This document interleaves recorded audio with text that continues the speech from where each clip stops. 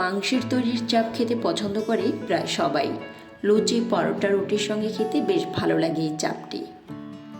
বাড়িতে থাকা মুরগির মাংস দিয়ে একদম ঘরোয়া উপকরণে খুব সহজে এই চাপটি তৈরি করে নিতে পারবেন।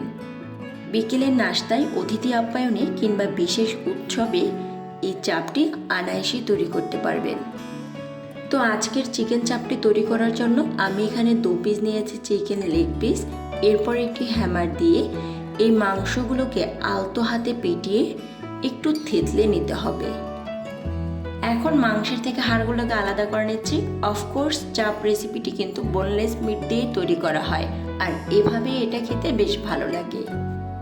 সবগুলো হাড়কে আমি এভাবে আলাদা করে নিচ্ছি। এরপর একটি বাটিতে মাংসগুলোকে নিয়ে ম্যারিনেট করে নিচ্ছি।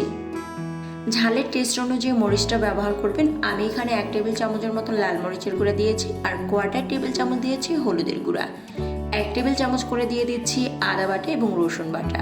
1.5 টেবিল চামচের মতন দিয়েছি সরিষা বাটা।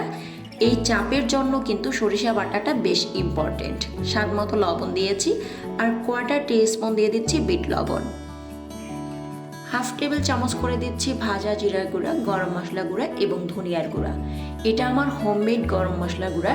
এখানে আমি জয়ফল জয়ত্রী ব্যবহার করেছিলাম। যদি আপনাদের কাছে এটা না থাকে তাহলে আলাদা করে জয়ফল জয়ত্রী একটু গুঁড়া করে দিতে পারেন।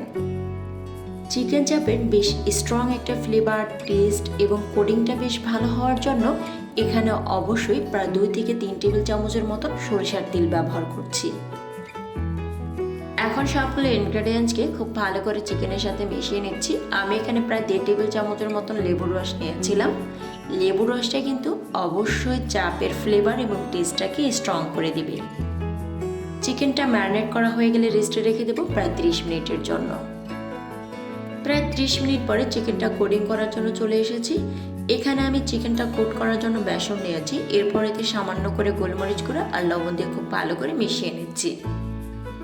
এখন আগে থেকে ম্যারিনেট করা চিকেন নিয়ে এই বেসনের উপরে রেখে আলতো হাতে একটু প্রেস করে করে একটু সময় নিয়ে এটাকে কোট করে নিতে হবে।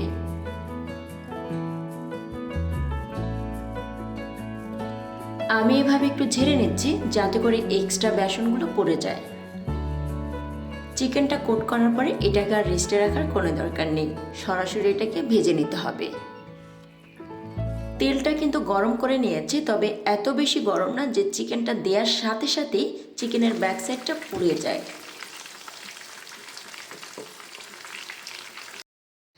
তো আজকের চিকেন চাপটি ফ্রাই করতে করতে ছোট্ট একটা টিপস শেয়ার করছি। চিকেন চাপ থেকে যদি আপনি একদম রেস্তোরাঁর মতো টেস্ট এবং ফ্লেভার পেতে চান, তাহলে চিকেনটা যখন ম্যারিনেশন করবেন তখন এখানে অবশ্যই সরিষা বাটাটা ব্যবহার করবেন, আর সামান্য জয়ফল জয়ত্রী গুঁড়াটা দেওয়ার চেষ্টা করবেন। তাহলেই কিন্তু আপনি একদম পারফেক্টলি রেস্তোরাঁর মতো করে চিকেন চাপটা মেক করতে পারবেন। বাজারে কেনা গরম মশলার ভিতরে কিন্তু জয়ফল জয়ত্রী দেওয়া থাকে, চাইলে সেটাও ব্যবহার করতে পারেন। আজকের এই সুস্বাদু রেসিপিটি অবশ্যই বাসায় একবার ট্রাই করার অনুরোধ করছি। ভিডিওটি ভালো লাগলে আপনার ফ্রেন্ড এবং ফ্যামিলির সাথে শেয়ার করবেন। আপনারা দেখছিলেন দিলশেহারাজ ওয়ার্ল্ড। এরকম সুন্দর, সহজ এবং সুস্বাদু রেসিপি পেতে অবশ্যই দিলশেহারাজ ওয়ার্ল্ডের সাথেই থাকবেন। ভিডিওটি ভালো লাগলে একটি লাইক করবেন এবং চ্যানেলটিতে সাবস্ক্রাইব করে পাশে থাকার আমন্ত্রণ করছি। আবারও দেখা হবে নতুন কোনো এপিসোড নিয়ে।